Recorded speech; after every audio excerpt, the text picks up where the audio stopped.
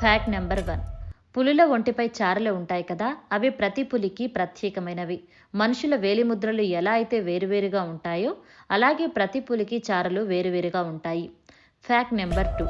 పక్షులు గింజలు తింటే ఎలా అరుగుతాయి అంటే, అవి తినేప్పుడు వాటి జీర్ణాశయం గట్టిగా మారుతుంది. అది గింజలను అరిగించడానికి సహాయపడుతుంది.